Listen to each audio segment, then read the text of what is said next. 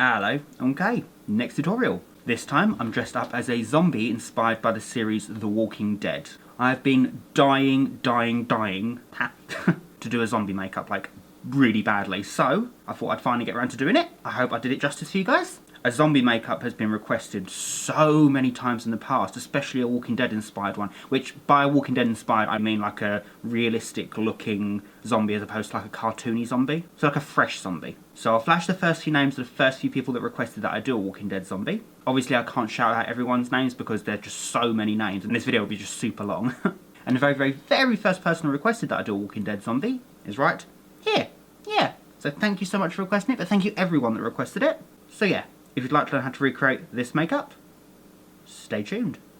So the zombie effect I want to go for is going to be one that's maybe a few weeks, possibly months, decayed, so not quite skeletal, but it's getting there.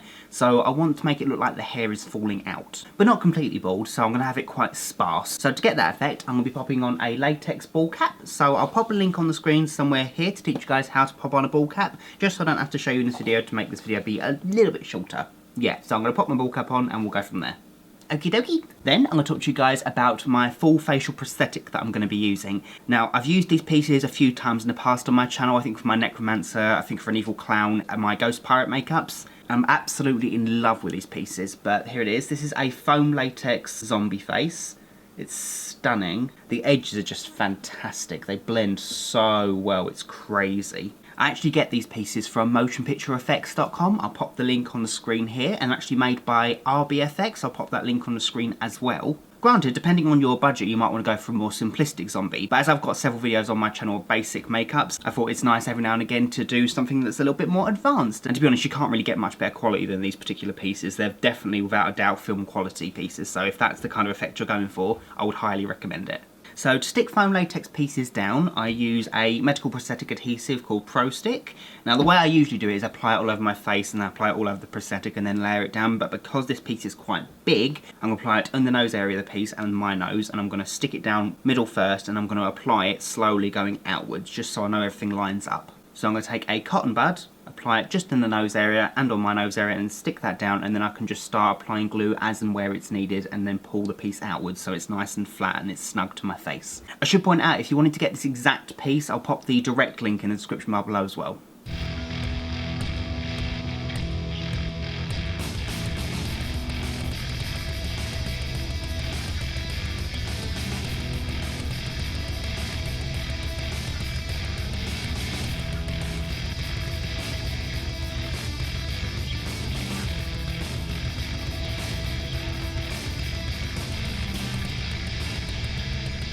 Okie dokie, so once everything's all stuck down and you can articulate correctly and there's nothing that's pulling or nothing that's too loose or anything, we're good to go on sealing the edges. So I'm going to use exactly the same product again, which is the Pro Stick, and using a cotton bud, I'm just going to roll the glue over the edges all the way around this piece and around the lips and around the eye area here, just to stick the edges down. And because the edges are so thin, it doesn't take much glue, it's just really just to seal it down, just to make a complete smooth edge. So just take your time with this and be super patient.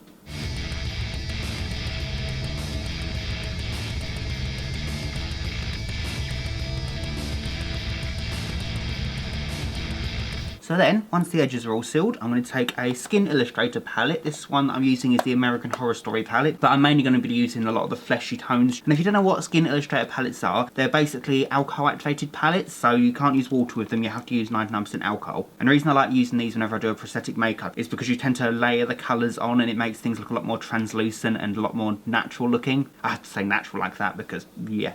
So the idea is I'm going to take a few of the red shades and the brown shades, and I'm going to spackle that all over my ball cap, my neck and my prosthetic in random patches until I've built up a nice base that I can work with, and then I can work on making the skin tone a bit lighter and darker in different areas.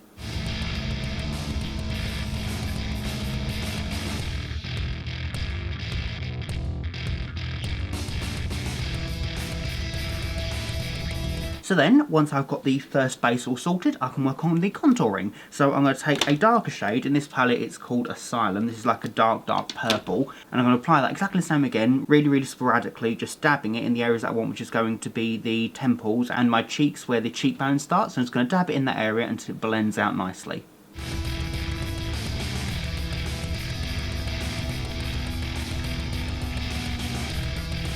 Then I'm going to move on to another Skin Illustrator palette, which is the Apocalypto palette, just because it's got some really nice reds and browns in there. And I'm going to use the really nice red, which is Rose Adjuster 2, and I'm going to use that to go in all of these cuts and abrasions all around the face. So I'm just going to colour those in a block colour and then dab around the edges so it just fades out ever so slightly.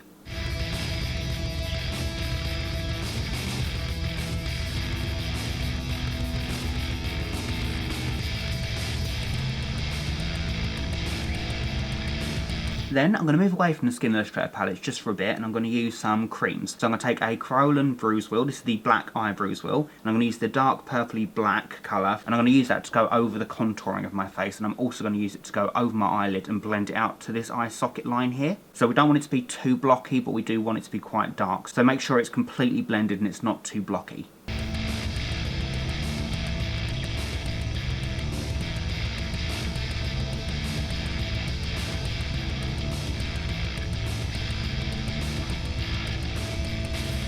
Then taking the same dark purple, I'm just going to go around each tooth.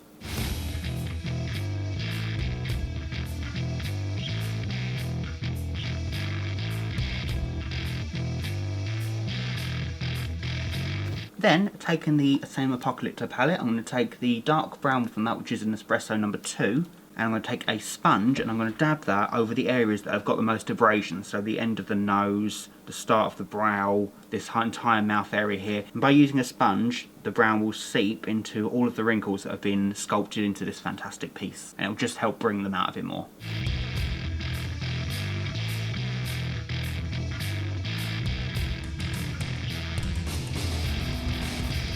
Then I'm just going to go in with the same dark brown again with a finer brush and just start highlighting some of the deeper wrinkles.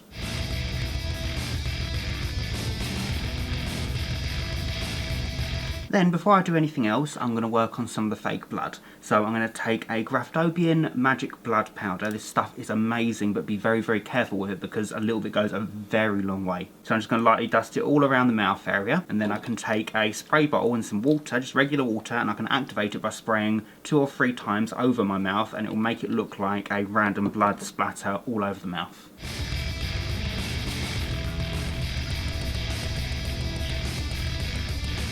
I'm also going to apply some of that to the cuts on the forehead.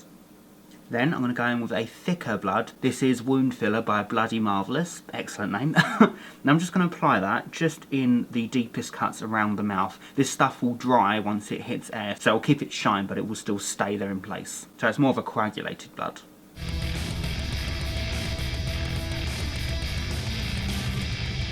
Now at this point I was going to add some fake hair, like some short hair that's messy and scraggly. However, I kind of like the effect it's got now actually being bald, so I might leave it bald. Then just to add something to this blank space, I'm going to take a dark reddy purple from the Skin Illustrator palette, and I'm going to do some light vein work, just trailing it off like tree trunks, so one line leading off to another line, leading off to another line, that kind of thing. Just a few around the back of the head, just to make it look a bit more interesting.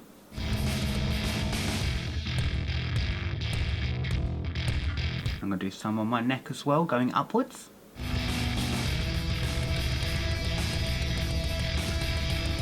Then I'm just going to make my eyes a little bit darker, so I'm just going to use that dark bluey purple from the Kryolan Bruise wheel again, and just go underneath my eye a little bit more. So then, I think I just need to pop in some contact lenses. My costume may bloody up my hands a little bit, and I think I'm done. And there we go, that's the look complete. So I finished the look off by popping in 2 Sclera contact lenses, which you can get from scleraxl.com. They're basically black with red blood seeping into the middle. They're really cool looking. So nice infected looking eyes. I was going to pop on a zombie costume, but all the zombie costumes I've got tend to be more cartoony, with like the ribcage exposed and stuff. So I thought I'd make it a little bit more realistic zombie, if that makes sense. So I just popped on a really old shirt and I just sprayed it with blood and black hairspray and just really messied it up. I coloured in my chest and my arms to match my face, and yeah, pretty bloody. The only extra thing I added was I took the red from the Kryolan Bruise one and just went along the underside of my eyes just to get rid of any skin tone. So yeah, that's my Walking Dead inspired zombie makeup tutorial. I really hope you guys enjoyed it. Definitely make sure to check out Motion Picture Effects and RBFX. I'll pop their websites on the screen here because their prosthetics are freaking amazing. So yeah, if you like this tutorial, please make sure to, you know, the usual, rate, comment, subscribe and all that jazz because it super helps me out. And if you could share this video as well, that would be so awesome. And yeah, so until next time, bye guys.